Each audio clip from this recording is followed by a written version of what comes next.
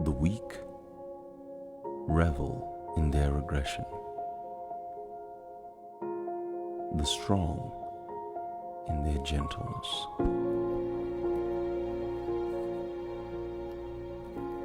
Be more hard and less attack.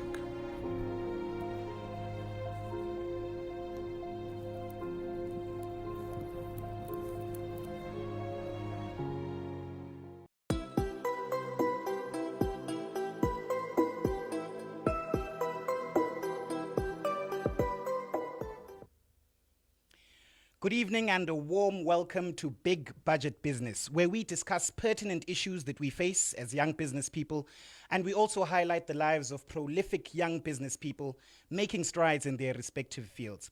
Today on the show, we have the founder of Kago's Bees, Mr. Kago Monngae. Kago, welcome to the show. Thank you for having me this evening. I must say, it's quite an honor to have you here. I understand you're quite a busy bee. See what I did there? Anyhow, viewers at home, let me remind you that we are live. Please do share your comments and questions. Let's engage. We'll also share a number that you can call into if you'd like to ask us any questions or have anything that you'd like to discuss with us. Firstly, Kago, let's get into you as an individual, your background. Tell us what you'd like us to know. Okay, well, I mean, with the advent of social media, I'm sure people will find more. Yes, so Kago's a gentleman who's grown up in Botswana, born, raised, and bred. I did most of my schooling here in Botswana up until primary school, did my high school in South Africa at Kingswood College, and then my university at the University of Botswana. I am by education a business management graduate. Okay. And by passion a beekeeper. Yes. Oh, that's nice. So you like sweet things. They can be sweet. Right. So now maybe tell us about Kago, the entrepreneur. Before we get into your business specifically, tell us a bit about how you started with this whole business aspect. I would like to think, for me, business is something that was developed in me from a grassroots level. I think one of the benefits I had with that is my father, who had been venturing out and doing his own business and left formal employment as far back as the 90s. So I grew up in a household where being an entrepreneur and living it every day and seeing the challenges was a reality. And for me, it's something that grew on me, I believe, as I proceeded through school. But as an entrepreneur on my personal development journey, I'd say that it started right back in primary school. We're a group of me and my friends. We sat down and we decided, look, candy's nice, so let's start backpacking candy. Okay. So there was some candy. The sweets were called Mike and Ike's. Mm-hmm. Yes, so we sold that to our classmates, cleaning staff, groundsmen, all of that. So moving product. Yes. So back then it was more for, going to the movies and all the childhood niceties, So you'd get pocket money, but pocket money was limiting, so that gave us a little bit more leeway and freedom to do a bit more. And then I'd say high school, that was further developed. I opened up a little tuck shop in my boarding school, in my boarding house, where I was selling a much bigger variety of products. So fizzy drinks, energy drinks, chocolates, cakes on special order here and there, fudge. Yeah, so it was a very interesting time. So it's safe to say you were very enterprising from quite a young age. Yes, I believe it's safe to say that. Are there still some of the principles that you used there with your little tuck shop in high school that you apply in business today? Yes, records management and accounts management. Certainly. Keeping track of the numbers. Yes, because I think one of the things that I learned is don't eat your own supply. So I still use that principle from having learned it to now. Wow. No, that's good. That's good. Now let's get into Kago's Bees. Tell us about this business, its products, and anything you'd like to share about it. So Kago's Bees is a business that was formally given a business go in 2018. Okay. I'd say from 2010 is when I started my introduction into bees, where I started it as a hobby in the backyard, up until I hit a few hiccups with the bees where I was keeping them, which was my grandmother's place. So what happened is there was some conflict between dogs and bees, and it caused a bit of a stinging frenzy and aggression with the neighbors and at home. So I learned from that. I had to kind of dial back down and rethink my strategy, Of course. and I've been developing ever since. And that's why I say 2018 is when I can say the business really did get started, and I was deciding that I'm going to push this thing as a business after getting comfort in learning the process myself. Wow, no, that's great. So perhaps also tell us what exactly you do at Kago's Bees. I'm sure you deal with honey and the like. Yes. Okay, so at Kago's Bees, what we currently do is we deal with the rearing and management of beehives, and Okay. they're our own beehives. Okay. That way we can consistently be able to monitor and regulate the quality of product that we have at the end of the day through our management practices. Okay. Other services that we then do would be consultation for bee removals and individuals interested in starting up bee farms and bee activities. Okay. Not everyone wants to do business when they think bees. Some just want to have honey for them to eat in the household. So that's another aspect that we do. And then we do the bee removals portion, which is obviously a service, because there are resources that are required to be mobilized in order to accomplish that as a service. Okay. So that's the crux of it. The products that we do at Kago's Bees will then be the honey that we bottle from our hives. And then we've recently started some research and design on cosmetics, on organic cosmetics. Okay. So we're looking at using the surplus beeswax at the end of each season to develop some cosmetics. So the cosmetics we're looking at things like your lip balms, your face creams, your body balms, and soaps. For now. No, that's great. All right, so it's great to see that this business, of course, you said you had started with the honey, but now there seem to be some byproducts also that are coming out from the process, which you are researching and getting into research and development for them. So it's important for us to consistently research and develop and see how we can expand what it is that we might already be in. Let me remind you, viewers, once again, that we are with Kago Monngae of Kago's Bees. If you'd like to ask us any questions, make sure that you send us your comments and questions. If you'd like to call in, there is a number that you can call, and that's plus 267 7305 9578. I'll repeat that, plus 267 7305 9578. So let's engage. Let's see how we can work together to make our businesses better. Now, Kago, what I want us to talk about is for you to walk us through just specifically the honey process. How do you start and how do you get it to the shelf? So from the bees back at home all the way to the shelf. Okay, so the first step is getting the bees and having the bees. So usually people will acquire bees through bee removal activities. So feral colonies, which are feral because they're wild, they have no real place, they just arrive and do their thing. So those can be posing a risk to human life or animal life or damage to property, because obviously with the activities of the bees there's certain property that can be damaged. So you'd acquire bees through that means, and then you'd house them in a box, in a specialized box for rearing bees. Okay. So the boxes that we currently use for our production are called Langstroth hive boxes. Okay. They're an international standard.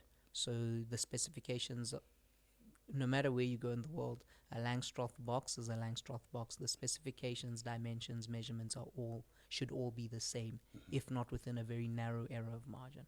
All right. So that's the first step. Get the bees. Second step, placing the bees in ideal locations for them to be productive. Okay. We make sure that we keep our bees away from heavily urbanized environments. So we keep them in rural settings, and I'd say peri-urban, but that is more within a decent proximity to a village rather than a town or city. All right. That's due to wanting to maintain certain things relating to product quality. So we select where we place our bees because we're looking at the activities that are ongoing within a 5-kilometer radius immediately of those bees, and then we catch to a 10-kilometer radius. And the reason why we look at a catchment of a maximum of 10 kilometers is we're looking at how far the bees will travel from a hive box. So they will travel on average when it's really tough in terms of the environmental conditions where there's not enough food available, a maximum of about 6 kilometers. Okay. The reason why we look at 10 is to limit interference from things like pesticides, sugars that are from Coke cans and so forth. Bees will not naturally choose to eat processed sugars. Okay. They much rather prefer flowers. All right. But when times are tough, they will focus on trying to get some food in for sustenance to maintain the hive. Okay. So that's now the placement. Then comes the management. When we manage our bees, we're looking at ensuring that we have full production. Okay. Full production means ensuring that the colony is an organism in itself. Okay. And the heartbeat of that colony is the queen bee. So things like maintaining and managing the age of the queen bee in each hive so that she can continuously reach the peak of her production. Peak of production means her egg laying is peaking and it's maximum. A queen bee in season, right in the peak of season, can lay up to 2,000, if not more, eggs a day, given the space and availability. Okay. So the older the queen gets, the more her egg laying drops off. Okay. So obviously that will affect population numbers, and with that affect product. Yes. And then from there, we then do routine maintenance to manage things like pests and issues the colonies may be having, and manage things like swarming. When there's a high population, they will reproduce if the conditions are suitable. So we constantly make sure we've provided enough space for them to keep being productive. And then from there, at the end of the season or midway through the season, depending on how good the season is, we look at now starting to harvest honey out of the boxes. We harvest our honey, take it out the boxes, and use our specialized equipment, which has been manufactured to fit the components of a Langstroth box Okay. and minimize loss and waste. Then we store our honey in airtight stainless steel containers Okay. in bulk up until the point where we bottle. Now, the reason why we store in stainless steel is food safety and hygiene, and also airtight, because honey it's a bit hydrophilic. Okay. So hydrophilic means honey itself left out in the open will tend to want to draw in moisture from the air. Okay. And obviously that will affect quality of the honey, because increased moisture can make it now have a higher moisture content, which can lead to fermentation and other things. All right. But perfectly fine honey that's been harvested should not ferment that quickly. Okay. And then from there, of course, we now get to bottling. Yes. And then from bottling, we market. But we usually start our marketing when we start bottling, so that our product doesn't sit with us for a long For a period. very long time. Okay. And then we then distribute. Currently, we distribute to individuals and small entities Okay. due to our capacity constraints. Yes. But we are actively working at our expansion and growth. That's great. That's great. So I see you. This is quite a thorough process. Perhaps maybe let's get into some of the dangers associated with it. I mean, these are bees, so it's quite a dangerous game. Would you say though that it's worth it at the end of the day? Would you advise people to get into it? So, with everything in business and in passion, the limiting factor is your capacity. Yes. And your capacity is your capacity for pain, capacity for pleasure, for joy. Yeah. And all these things have to come together. What gives you euphoria in what you do? Of course. I get euphoria at the point where I see honey being harvested. And it's not to say I enjoy every single step of that process. There are processes I have to go through, even though I don't like doing them, to ensure I get to the part that I like. That's a very important point that you bring up there. Yeah. And for me, one of the risks I constantly tell my clients, especially those for bee removals and so forth, is that when you look on YouTube usually and look for bees and how beekeepers are doing things around the world, the types of bees you see are a more European type of breed of bee, which is less aggressive than the African bee. The European species, you'll find that maybe 5 to maybe 10 bees, when they are attacking and agitated, will come out to defend and sting. When you look at the African honeybee, you're looking at a bee colony organism that will not spare a single bee to get rid of danger. So they all can come. And they can all come in. Wow. And we're talking about a colony that in winter, that's a couple of hundred bees if it's a very tough winter. And in the height of summer and spring, you're looking at about 50,000 bees in a single colony. That's a lot. So I have, like I said, I have initially, when I was learning, had to go through the understanding and learning of that phase and process. I have recently had issues where one of the sites that I had colonies at, due to the time of the season and the flowers available, it causes extreme aggression in the organisms. Okay. They become aggressive because of the food that they're eating. Okay. But it's also because there's a slim chance where at that time, once that particular flower is done with flowering, there's a bit of a gap when there's no food, which also heightens the aggression. And because of that, I do breed dogs socially passively, Okay. and I lost a lot of my dogs due to that. I had puppies, in a litter of puppies.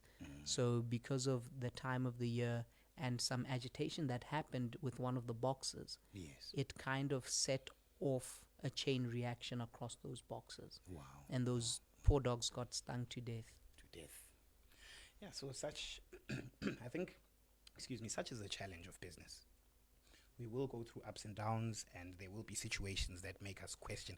I'm sure at that point, you must have been very close to your puppies. Yes, I've kept dogs and pretty much bred dogs since before bees. I got my first dog when I was in standard 4, and I've had dogs ever since. And when I say dogs, I mean dogs. I mean, I've had Ridgebacks, I've had poodles, I've had boxers, and I've recently, over the past couple of years, been keeping Rottweilers. And those Rotties are amazing pets. Yeah. And when I say dogs, I mean minimum I'd be keeping about 3 to 4 dogs. So I'm very close with my dog. So it was something that did hit home. Yeah. And it also made me question if the returns were worth it. I did consider pulling out of the business, looking at the constraints and what had happened and the risks associated with it, especially to my locale and the people that interact with the property at which I was housing the bees. Wow. But like I was saying, such are the challenges of business. We live, we learn. So I think the next thing that we can ask basically is, you happen to be a Tony Elumelu Foundation alumnus, right? So tell us about the Tony Elumelu Foundation, its grant, how you got into it, and would you advise young business people to consider it? So I think as a starting point, the Tony Elumelu Foundation was not the first grant I've ever tried to apply for. Oh, wonderful. It was not the first place I tried to seek assistance for. There's been a number of activities that I tried, and it was one of those, you can knock on one door and it's going to shut in your face, and a couple of them shut in my face. Yes. But they ultimately led to this one opening up. And I would like to believe those not so successful attempts helped me build my process to be able to get successful in the Tony Elumelu Foundation program. Okay. So I'm a successful applicant and a successful, I guess, product of the 2019 cohort. So I would advise people to try it. I would advise people to keep looking, keep hunting, keep searching for the things that they really believe can help them elevate and achieve what they set out to achieve. Of course. Of course. And tell us maybe a bit about the process. Like, how did it work?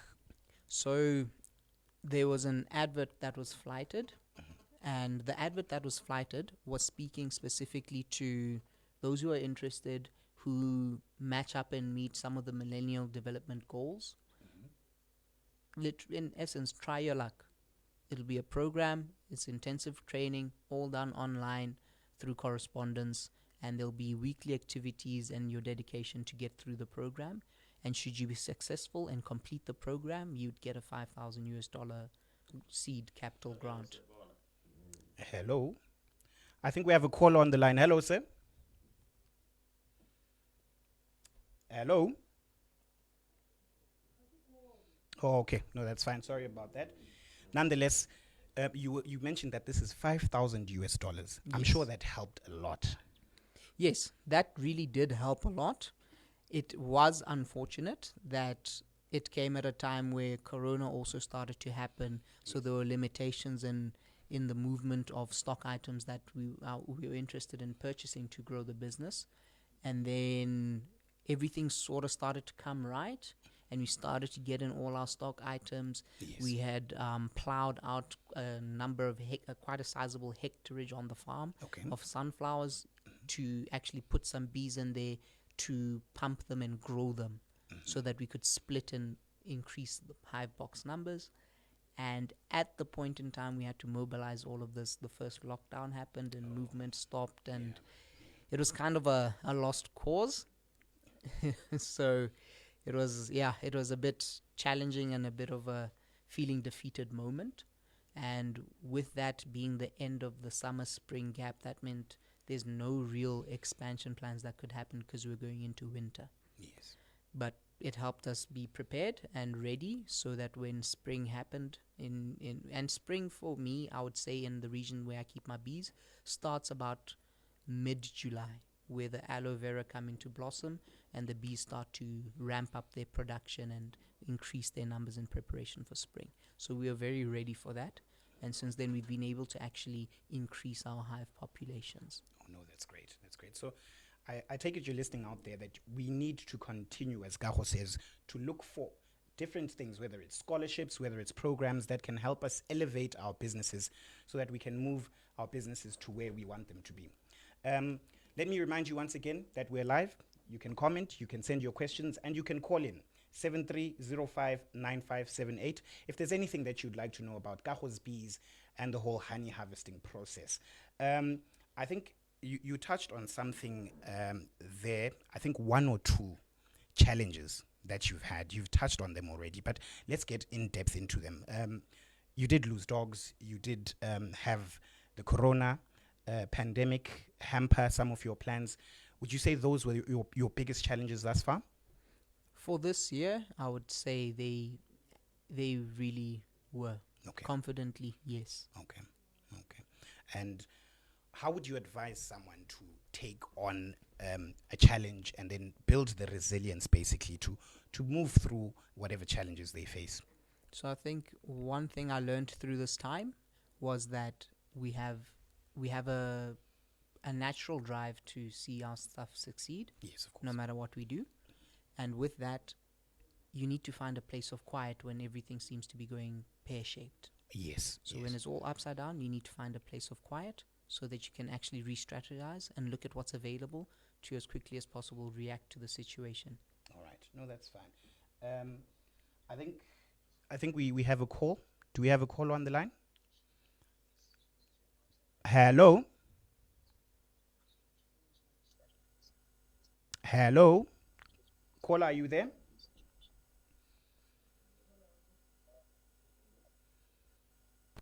Just a second. We're trying to get our caller online.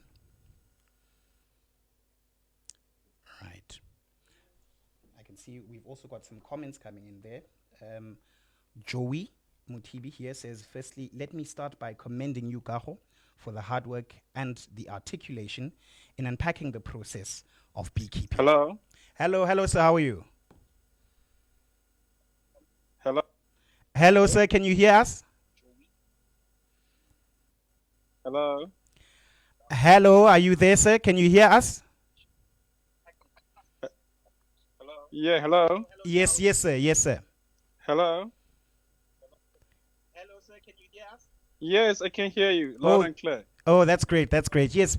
Please tell us who you are, where you're calling from. My name is Emmanuel Haruna. I am from Nigeria, but I'm calling from Japan. Wow. Hi, Emmanuel. It's great to hear from you, to hear from so far.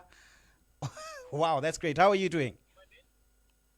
Yeah, I'm good. I'm actually very excited about your guest. Yes. I think this presentation was very wonderful and very straight to the point.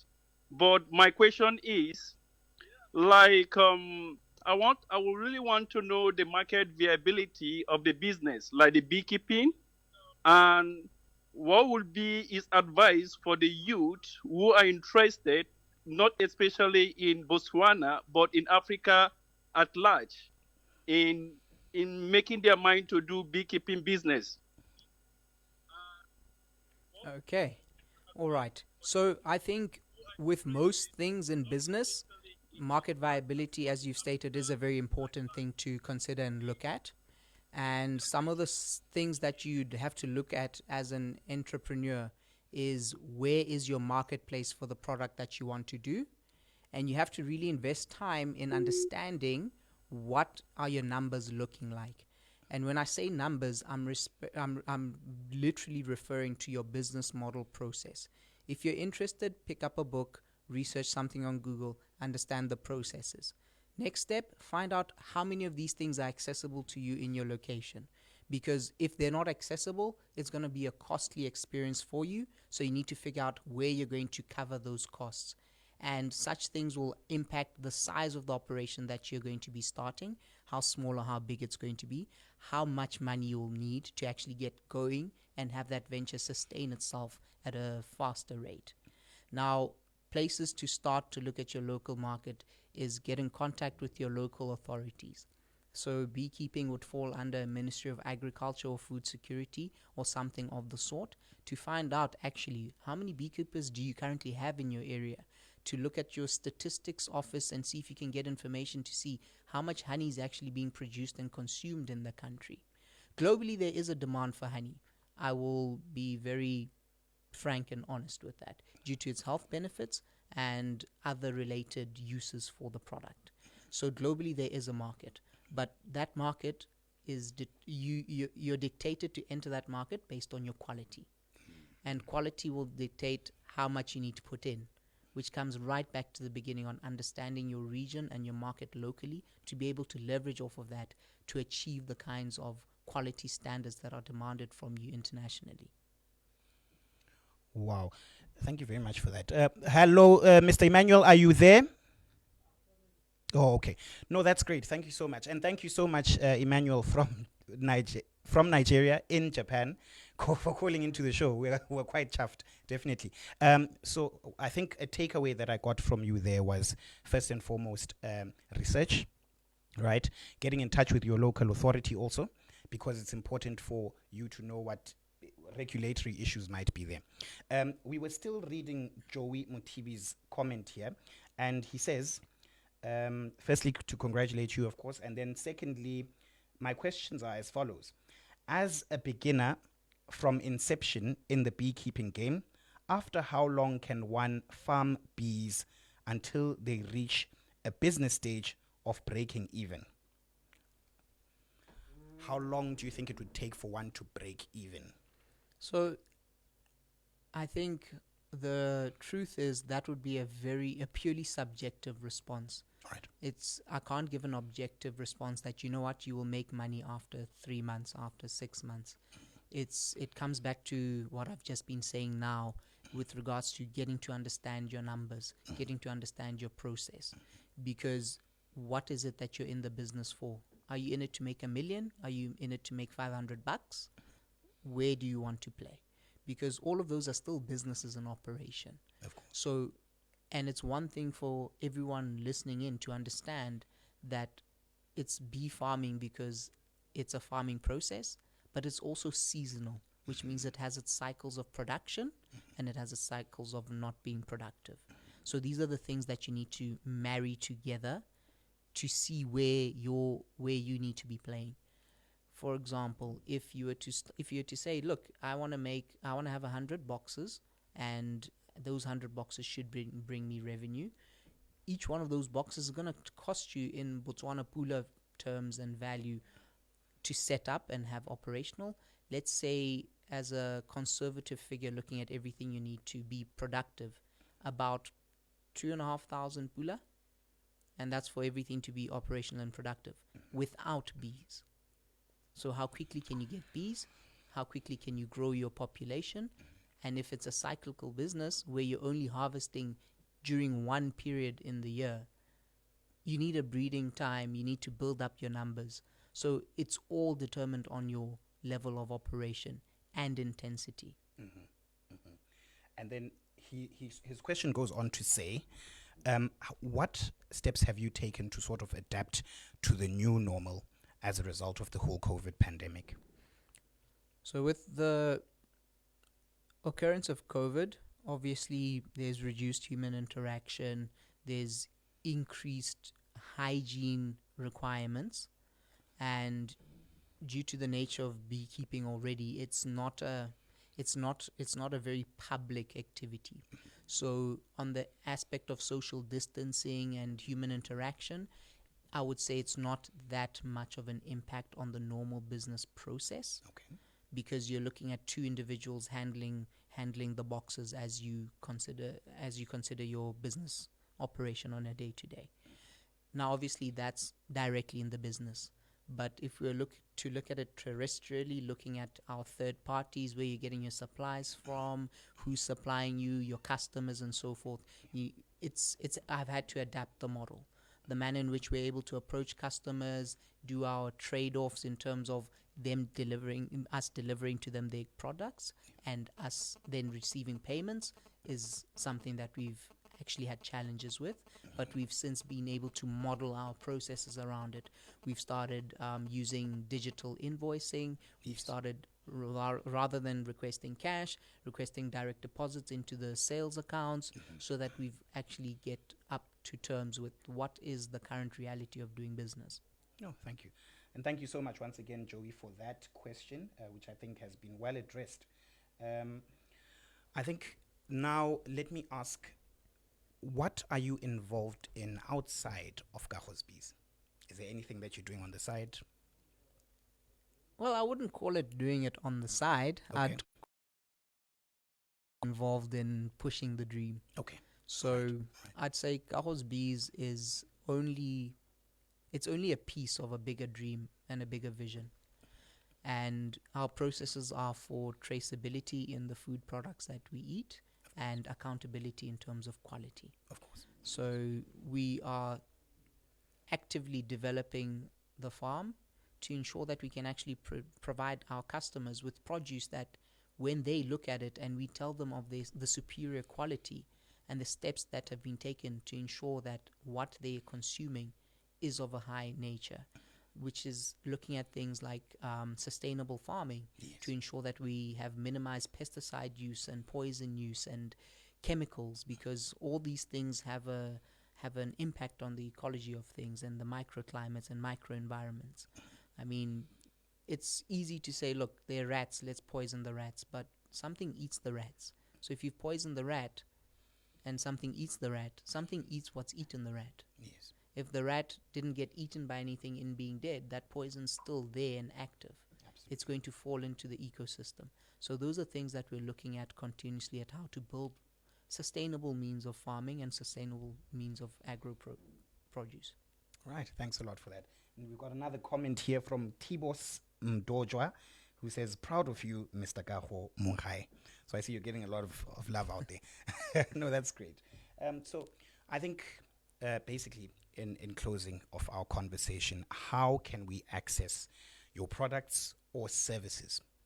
So currently, the products are not available. Okay. We're running down the last of our stock. Okay. This is the beginning of the season, it's the beginning of the cycle. All right. So the harvest process hasn't started. Okay. But we are accessible. Our services are accessible.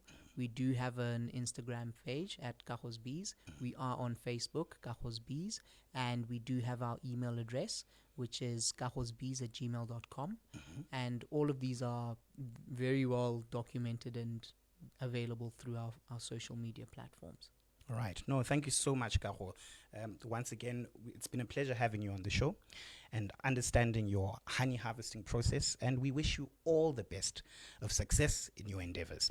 Thank you so much for coming. Thank you for having me. All right, most welcome. Now, before we get into our 2-minute tip, let's go for a quick commercial. We'll be right back, so please don't go anywhere.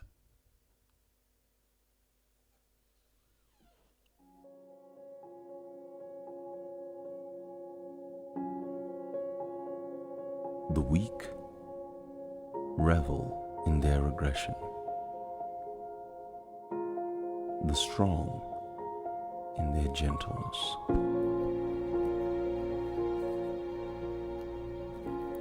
Be more heart and less attack.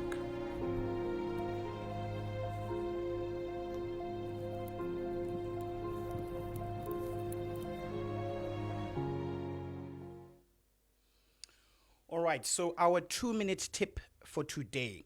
Now, as young people in business, it's important for us to have strategic documents or strategic plans which can basically serve as a blueprint or a roadmap towards getting our businesses where we want them to be. Now, in thinking about this strategic planning aspect, there are 3 basic pillars which you can consider as the starting point for your overall business strategy. Number 1, your mission.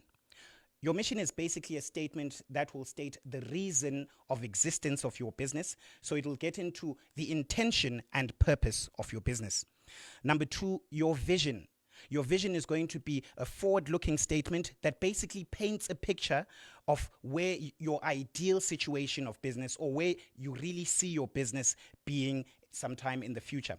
And then number 3, values.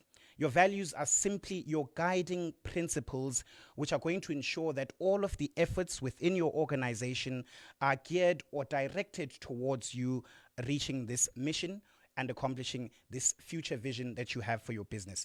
So once again, our 3 basic strategic planning pillars are: number 1, your mission; number 2, your vision; and number 3, your values. So let's think about this in detail as we develop our business strategies. Let me thank you so much for your time. It's been a wonderful show. We look forward to so many more such shows from me, BigBudget, and the team. It's good night and God bless. And never forget that you were born for so much more.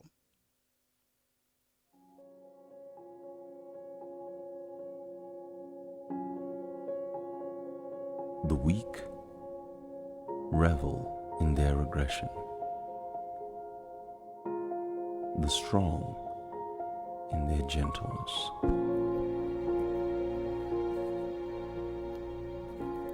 Be more heart and less attack.